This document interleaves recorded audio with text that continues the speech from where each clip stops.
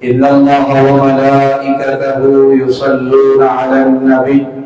يا أيها الذين آمنوا صلوا عليه وسلموا تسليما اللهم صل على محمد وعلى آل محمد كما صليت على إبراهيم وعلى آل إبراهيم إنك حميد مجيد اللهم بارك على محمد وعلى آل محمد كما باركت على إبراهيم وعلى آل إبراهيم إنك حميد مجيد أما بعد فأعوذ بالله السميع العليم من الشيطان الرجيم بسم الله الرحمن الرحيم يا أيها الذين آمنوا اتقوا الله حق تقاته ولا تموتن إلا وأنتم مسلمون يا أيها الناس اتقوا ربكم الذي خلقكم من نفس واحدة وخلق منها زوجها وبث منهما رجالا كثيرا ونساء واتقوا الله الذي تساءلون به والأرحام إن الله كان عليكم رقيبا يا أيها الذين آمنوا اتقوا الله وقولوا قولا سديدا يصلح لكم أعمالكم ويغفر لكم ذنوبكم ومن يطع الله ورسوله فقد فاز فوزا عظيما أما بعد فإن خير الحديث كتاب الله وخير الهدي هدي محمد صلى الله عليه وآله وسلم وشر الأمور محدثاتها وكل محدثة بدعة وكل بدعة ضلالة وكل ضلالة في النار قال الله تعالى في القرآن المجيد والفرقان الحميد يريد الله بكم اليسر ولا يريد بكم العسر اللہ رب العزت کی حمد بیان کرتے ہیں اور لاکھوں کروڑوں درود و سلام امام الانبیاء خاتم الانبیاء پیارے پیغمبر جناب محمد رسول اللہ صلی اللہ علیہ وآلہ وسلم کی ذات اقدسہ پر حمد و ثنا اور درود و سلام کے بعد رحمت و بخشش کی دعا آل رسول اہل بیت اصحاب رسول رضوان اللہ علیہ اجمعین تابعین اعظام ائمہ اربع ائمہ حدیث اولیاء دین علماء دین بزرگان دین رحمہم اللہ تعالی کے لیے اور دعا ہے کہ اللہ جل جلالہ میرا اور آپ سب کا مل جل کر بیٹھنا اپنی بارگاہ میں قبول فرمائے میرے سنانے کے بعد آپ کے سننے کے بعد اللہ ہم سب کو عمل کی توفیق عطا فرمائے واجب الاحترام بزرگوں دوستوں بھائیوں نوجوان ساتھیوں نہایت ہی ادب و احترام کے لائق اسلامی روحانی ماں اور بہنوں آج یکم شوال عید الفطر کا دن ہے یہ مسلمانوں کا ایک عظیم تہوار ہے اللہ رب العزت کی ذات نے اور پیارے پیغمبر جناب محمد رسول اللہ صلی اللہ علیہ وآلہ وسلم نے مسلمانوں کو یہ دن خوشی کا دن عطا فرمایا ہے یقینی طور پر آج عید کا دن ہے ان تمام احباب و افراد کے لیے جنہوں نے رمضان المبارک کے روزے رکھے خوشی کیوں نہ ہو کیونکہ اللہ تعالیٰ نے اور پیارے پیغمبر جناب محمد رسول اللہ صلی اللہ علیہ وسلم نے اپنی زبان نبوت سے ارشاد فرمایا جس نے ایمان کی حالت میں احتساب کی نیت سے رمضان کے روزے رکھے اللہ ان کے گناہوں کو معاف فرما دیتے آج خوشی کا دن ہے ان احباب و افراد کے لیے جنہوں نے رمضان میں قیام کیا کیونکہ رحمت کائنات نے فرمایا جس نے ایمان اور احتساب کی نیت سے رمضان میں قیام کیا اللہ ان کے سابقہ گناہوں کو معاف فرما دیتے ہیں۔ یقینی طور پر آج ان احباب و افراد کے لیے خوشی کا دن ہے، عید کا دن ہے، جنہوں نے لیلۃ القدر کی جستجو کی، اس میں قیام کیا، اس میں دعائیں پڑھی، جنہوں نے رمضان میں قرآن پڑھا، اللہ کا ذکر کیا، توبہ و استغفار کی، اللہ کو یاد کرنے کی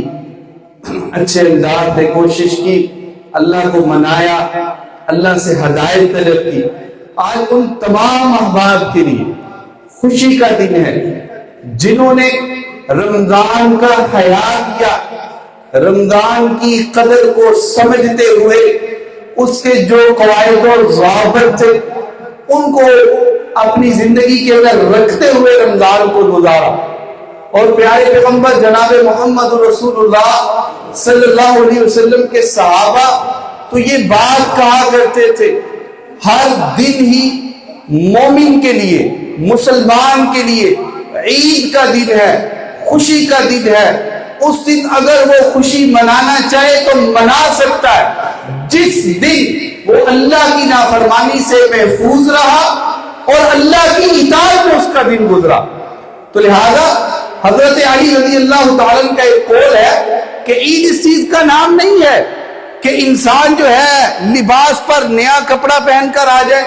اور تیار ہو کر آئے، اس میں کوئی شک نہیں، یہ سنتیں ہیں، ان کو اپنانا یہ ہماری زندگی کا حصہ ہے۔ لیکن حقیقی طور پر انہوں نے فرمایا عید اس کی ہے جس نے رحمان کو منایا اور اس کے دل کو اطمینان ہے کہ میں نے اس انداز سے رحمان کو منایا ہے کہ آج میں عید منانے کا حقیقی طور پر مستحق بھی ہوں۔ تو اس لیے سب سے پہلے وہ تمام احباب و افراد عید مبارک کے مستحق ہے۔ اللہ تعالیٰ ان کے اعمال کو قبول فرمائے، جنہوں نے روزے رکھے، جنہوں نے قیام کیا، جنہوں نے لیلۃ القدر کو تلاش کیا، جنہوں نے قرآن کو پڑھا، جنہوں نے اللہ کو منایا، جنہوں نے اللہ کا ذکر کیا، جنہوں نے صدقہ و خیرات کیے۔ پہلی بات تو یہ کہ عید خوشی کا دن ہے ان احباب و افراد کے۔ دوسری بات، ہم نے استقامت اختیار کرتی ہے۔ استقامت کیا؟ آپ اس چیز کو جانتے ہیں، میں بھی اس چیز کو جانتا ہوں۔ بہت سے لوگ ایسے ہیں جنہوں نے رمضان میں نماز کا آغاز کیا، بہت اچھی بات ہے یہ، بہت اچھی بات ہے یہ۔ جنہوں نے رمضان کی عظمت کو سمجھتے ہوئے قرآن کی تلاوت کا آغاز کیا، بہت اچھی بات ہے۔ جنہوں نے رمضان کی اہمیت کو سمجھتے ہوئے اللہ کے ذکر کو شروع کیا، بہت اچھی بات ہے۔ جنہوں نے رمضان کی اہمیت کو سمجھتے ہوئے رات کا قیام کیا۔ اب اس بات پر ڈٹ جائیں، جم جائیں اور نماز پڑھتے رہیں، قرآن پڑھتے رہیں، اللہ کو یاد کرتے رہیں، قرآن کی تلاوت کرتے رہیں، ذکر و اذکار کرتے رہیں، کیونکہ ایک مسلمان کے لیے صرف ایک مہینہ عبادت کا نہیں بلکہ انسان کی ساری زندگی، مسلمان کی ساری زندگی ہی اللہ نے اس لیے بنائی ہوئی۔ اللہ تعالیٰ نے قرآن میں فرمایا کہ میں نے اس انسان کو بنایا اس لیے ہے کہ وہ میری عبادت کرے، وَمَا خَلَقْتُ الْجِنَّ وَالْإِنسَ إِلَّا لِيَعْبُدُونِ۔ تو جنہوں نے اللہ سے توبہ اور استغفار کی ہے اور نماز کا آغاز کر دیا، قرآن پڑھنے کا آغاز کر دیا، اللہ کے ذکر کا آغاز کر دیا، توبہ اور استغفار کا آغاز کر دیا، وہ اب اس چیز پر استقامت اختیار کرے، وہ اللہ تعالیٰ سے دعا کرے، یا مقلب القلوب ثبت قلبی علی دینک، کہ دلوں کو پھیرنے والے ہمارے دل کو دین پر ثابت رکھنا۔ اور پیارے پیغمبر جناب محمد رسول اللہ صلی اللہ علیہ وسلم کی حدیث کو نہ بھولیں جس میں نبی کریم صلی اللہ علیہ وسلم نے فرمایا اللہ اس عمل کو پسند فرماتے ہیں، اللہ اس عمل کو پسند فرماتے ہیں جس پر ایک مومن ہمیشگی اختیار کرتا ہے، بے شک وہ تھوڑا ہی کیوں نہ ہو، بے شک وہ تھوڑا ہی کیوں نہ ہو۔ تو اگر ہم نے فرائض کو شروع کر دیا ہے تو اب ہم نے اس پہ دوام اختیار کرنا ہے۔ اگر ہم اس کو چھوڑ دیں، نماز چھوڑ دیں، ہم قرآن پڑھنا چھوڑ دیں، ہم ذکر و اذکار چھوڑ دیں اور دوبارہ رمضان کے انتظار کریں تو اللہ رب العزت کی ذات نے نا قرآن مجید کے اندر ایک مثال دی ہے، وَلَا تَكُونُوا كَالَّذِي نَقَضَ، ان لوگوں کی طرح نہ ہو جانا یا اس عورت کی طرح نہ ہو جانا۔ اللہ تعالیٰ نے مثال دے کر بات کو سمجھایا کہ اس عورت کی طرف جو اپنے ہاتھ سے کسی چیز کو بناتی ہے، کاٹتی ہے، جیسے پہلے ہماری خواتین بناتی تھی ہاتھ کے ساتھ سویٹر، جرسیاں وغیرہ، وہ ساری بنائے اور پھر اپنے ہاتھوں کے ساتھ ہی اسے ضائع کر دے، وہ اس کو کس سے بندہ اچھا سمجھے گا کہ جس نے اپنے ہاتھ سے محنت کی ہے، اس کو بنایا ہے، اس کو سنوارا ہے، اس پہ محنت کی ہے اور پھر خود ہی اپنے ہاتھوں سے اس کو کھول دے۔ تو اللہ تعالیٰ اس آیت کریمہ کے اندر بتانا چاہتے ہیں کہ اگر آپ نے اعمال صالح کیے ہیں تو اس کو کرتے رہنا ہے، اگر آپ چھوڑ دیں گے تو وہ اعمال محفوظ نہیں رہیں گے۔ وہ پھر جب بندہ برائیوں میں مبتلا ہو جاتا ہے، نماز کو چھوڑ کر جب بندہ بے نماز بن جائے، ذکر و اذکار کو چھوڑ کر جب اس سے غافل ہو جائے، جب توبہ استغفار کو چھوڑ کر دوبارہ گناہوں میں لگ جائے، جب رات کے قیام کے علاوہ ویسے ہی ساری رات گزار دے، تو پھر اس سے انسان خیر کی بجائے برائی کی طرف جانا شروع ہو جاتا ہے، اور اس برائی کی وجہ سے انسان نے جو نیک اعمال کیے ہوتے ہیں وہ بھی اللہ کے ہاں محفوظ نہیں رہتے۔ تو لہذا جو ہم نے رمضان المبارک کے مقدس مہینے میں کوششیں کی ہیں، اللہ کو منایا ہے، اب اس پہ ہم نے قائم رہنا ہے۔ دیکھیں غزوہ بدر کے اندر اللہ رب العزت کی ذات نے مسلمانوں کو یہ پیغام دیا، اگر تم استقامت اختیار کرو گے، اگر تم قائم رہو گے تو میں تمہاری مدد کروں گا۔ پھر اللہ تعالیٰ نے مدد کی تھی، تو اس لیے اگر ہم بھی قائم رہیں گے اس چیز پر اور ہم یہ کام کرتے رہیں گے تو اللہ ہماری بھی مدد فرمائیں گے، اللہ ہمارے لیے بھی رحمتیں فرمائیں گے، اللہ ہمارے حال پر بھی رحم فرمائیں گے۔ نماز ہم پڑھتے ہیں، اس کو پڑھتے رہنے نے نبی کریم صلی اللہ علیہ وسلم کی ایک حدیث مبارکہ میں پڑھ رہا تھا، کائنات کے امام محمد رسول اللہ صلی اللہ علیہ وسلم نے فرمایا کہ قیامت کے دن اللہ رب العزت کی ذات سب سے پہلے جس چیز کا حساب لیں گے وہ نماز ہوگی، اور پھر رحمت کائنات صلی اللہ علیہ وسلم نے فرمایا جو نماز میں کامیاب ہو جائے گا وہ باقی تمام معاملات کے اندر بھی کامیاب ہو جائے گا، اور جو نماز میں ناکام ہو جائے گا وہ باقی تمام معاملات کے اندر ناکام ہو جائے گا۔ تو پہلا پیغام عید الفطر کا، خطبہ عید الفطر کا یہی ہے کہ ان لوگوں کے لیے آج خوشی کا دن ہے۔ دوسرا، جو ہم نے اعمال خیر کیے اس پہ ہم نے استقامت اختیار کرنی ہے۔ تیسرا یہ کہ اپنے دلوں کو صاف کیجیے اللہ کی رضا اور اللہ کی خوشنودی کے لیے۔ آج ہم نے نماز فجر پڑھی، نماز فجر کے بعد ہم نے غسل کا اہتمام کیا، میں نے اور آپ نے اچھا لباس پہنا، کس لیے؟ کہ ظاہری طور پر ہم خوبصورت نظر آئیں، لیکن جس چیز پر اللہ کی نظر ہے، نبی کریم صلی اللہ علیہ وسلم نے فرمایا اللہ تعالیٰ نہیں دیکھتے لوگوں کے مالوں کو، اللہ نہیں دیکھتے لوگوں کے لباس کو، اللہ نہیں دیکھتے ظاہری وضاحت کو۔ رحمت کائنات صلی اللہ علیہ وسلم نے ارشاد فرمایا اللہ کی نظر ہوتی ہے تو انسان کے دل پر ہوتی ہے، اللہ کی نظر ہوتی ہے تو مومن کے دل پر ہوتی ہے۔ تو اس لیے ہمارے دل پاک اور صاف ہونی چاہیے، اپنے دل کے اندر اس چیز کو پیدا کریں۔ اگر کوئی ہمارے ساتھ ایسا معاملہ کر بھی دے تو اللہ کی رضا کے لیے اس کو معاف کرنا سیکھیں، اللہ کی رضا کے لیے اس کے ساتھ دوبارہ خوشنودی اور پیار اور محبت کے ساتھ ملنا شروع کر دے۔ یہ چیز اگر ہمارے اندر آ جائے گی تو ہمارا معاشرہ بہتر ہو جائے گا۔ اور اگر یہ بات ہے میرے گھر کے اندر ہمارے گند پڑا ہو، وہ پڑا رہے، اگر ہم اس کو اٹھا کر باہر نہ پھینک دیں، گھر کی صفائی نہ کریں تو گھر کے اندر رہنے کو دل کرتا ہے؟ گھر کے اندر رہنے کو دل نہیں کرتا۔ تو اگر دل کے اندر گند ہو تو انسان سکون کے ساتھ اپنی زندگی کو نہیں گزار سکتا۔ آج ہم ڈپریشن کے شکار ہیں، آج ہم مختلف قسم کی ادویات کھا رہے ہیں، بیماریاں ہوں گی، اس کے ساتھ ایک بیماری یہ ہے کہ ہم نے اپنے دلوں کو پاک اور صاف نہیں رکھا ہوا۔ دیکھیں اللہ تعالیٰ نے دین اسلام کی ایک خاص بات بیان کی ہوئی ہے کہ اگر وہ خاص بات نہیں ہوگی تو کوئی عمل اللہ کے ہاں جو ہے وہ مقبول نہیں۔ وہ کیا ہے؟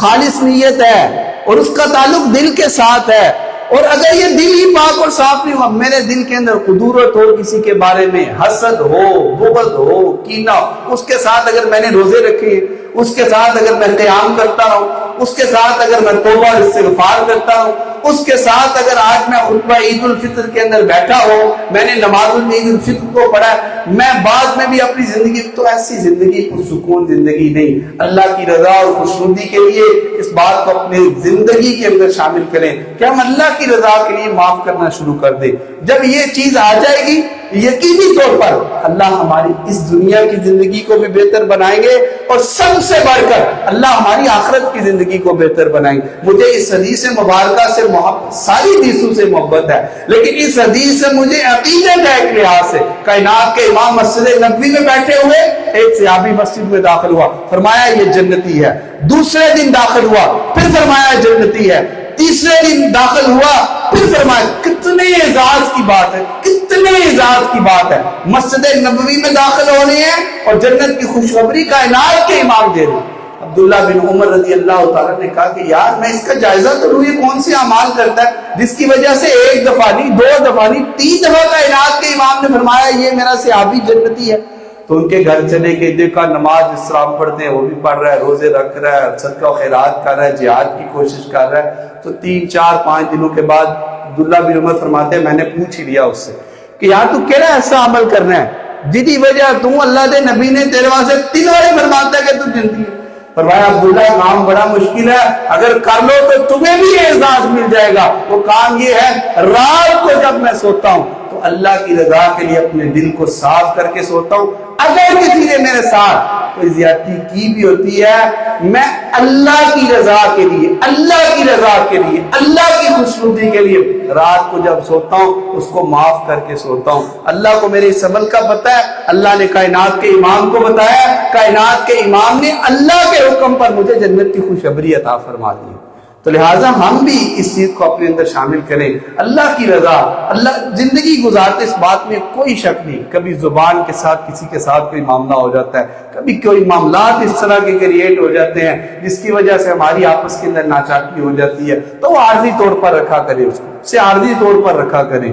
مستقل طور پر ہمارے دل کا اور ہمارے اعمال کا حصہ یہ ہونا چاہیے کہ ہم اللہ کی رضا اور اس کی خوشنودی کے لیے ایک دوسرے کو معاف کرنا شروع کریں اور پیار اور محبت کی فضا پیدا کریں۔ پہلا پیغام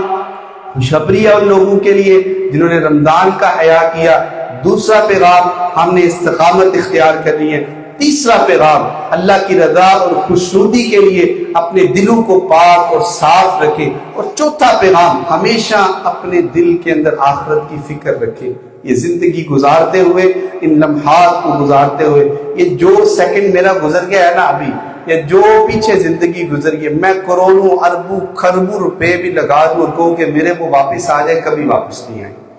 تو آخرت کی فکر کو اپنے دل میں رکھ کے زندگی گزاریں۔ عید ہے تو پھر بھی، عام دن ہے تو پھر بھی، رمضان ہے پھر بھی، رمضان گزر گیا پھر بھی، آپ لوگوں کے اندر ہیں پھر بھی، آپ تنہائی کے اندر ہیں پھر بھی، آپ بازار میں ہیں، آپ تجارت کر رہے ہیں، آپ جمعہ پڑھا رہے ہیں، آپ نماز پڑھا رہے ہیں، آپ نماز پڑھ رہے ہیں، آپ اپنا کوئی کام کر رہے ہیں، آپ گھر کے اندر ہیں۔ اس بات کو ہمیشہ اپنے ذہن کے اندر رکھا کریں کہ کوئی بھی لمحہ کسی بھی وقت آ سکتا ہے جب میں اللہ کا مہمان بنوں۔ تو اللہ کا مہمان اس طرح کا بنے کہ اللہ تکریم کرے۔ کتنے اعزاز کی بات ہوگی بندہ مومن کے لیے کہ جب اس کو دفنایا جائے تو اس کی قبر کو تحت نگاہ کشادہ کر دیا جائے۔ کتنے اعزاز کی بات ہوگی ایک بندہ مومن کے لیے جب اس کو دفنا دیا جاتا ہے، اس کی قبر کے اندر اس کے لیے جنت کی کھڑکی کھول دی جائے اور اسے نیک لوگوں کے اندر اس کی روح کو بھیج دیا جائے اور جنت کی قندیلوں کے اندر اپنی وہ بقیہ زندگی کو گزارے، اور جب پھر دوبارہ ہم اٹھیں اور اللہ کے دربار میں جائیں تو اللہ تعالیٰ کہے کہ نیک بندوں کو بلاؤ، میں ان کا نامہ اعمال دائیں ہاتھ میں پکڑاؤں اور انہیں جنت الفردوس کا داخلہ عطا فرما دوں۔ تو یہ چیز اسی وقت ممکن ہے جب ہمارے دل کے اندر آج ہمارے دل میں آخرت کی فکر نہیں ہے، وہ ختم ہو چکی ہوئی ہے۔ اذان سن کے اذان کا حیا نہیں، اللہ کا پیغام سن کے اللہ کا حیا نہیں، نبی کریم صلی اللہ علیہ وسلم کی تعلیمات سن کر اس انداز سے ہمارے اندر حیا نہیں۔ اور یہی وجہ ہے جس کی وجہ سے آج امت مسلمہ دنیا کے اندر ذلیل و خوار ہوتی ہوئی نظر آ رہی ہے۔ نہ مسلمانوں میں اتحاد و اتفاق، نہ مسلمانوں میں پیار اور محبت، اور مسلمانوں کے ساتھ جو اس وقت عالمی طور پر ہو رہا ہے آپ سب اس چیز کو جانتے ہیں۔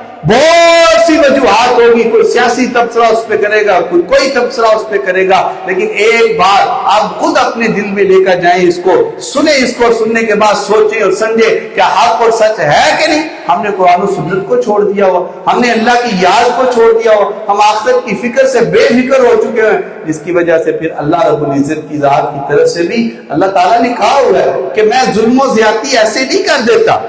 ظلم و زیادتی اسی وقت ہوتی ہے جب انسان کے اعمال ہوتے ہیں۔ جب انسان کا کردار اس انداز کا ہو جاتا ہے. تو لہذا جہاں پہ ہم نے رمضان کا حیا کرتے ہوئے اللہ تعالیٰ کو منایا ہے، اب استقامت اختیار کرنی ہے، اپنے دل کو پاک اور صاف کرنا ہے، وہاں اپنے ساتھ آخرت کی فکر کو رکھتے ہوئے ہم نے اپنی زندگی کے ایاموں، جو زندگی کے باقی ایام رہ گئے ہیں، اس کو گزارنا ہے. یقینی طور پر جب کام کرتے ہوئے، ملازمت کرتے ہوئے، تجارت کرتے ہوئے، سیاست کرتے ہوئے، تمام معاملات جو میری اور آپ کی زندگی کے اندر ہے، اس میں اگر ہم اس چیز کو مد نظر رکھیں گے، یقینی طور پر ہم اپنے سارے کام اچھے طریقے سے اور اچھے انداز سے کریں گے. نبی کریم صلی اللہ علیہ وسلم کی اس دن کے حوالے سے، خطبہ عید کے حوالے سے ایک اہمیت آپ صلی اللہ علیہ وسلم نے بیان فرمائی، اس میں دعا کا اہتمام کرنا چاہیے. تو انشاءاللہ ہم بھی مل کر اللہ تعالیٰ سے دعا کریں گے. ایک آپ تمام احباب سے گزارش ہے، کل بھی ہم نے جمعہ کے اندر بھی کہا تھا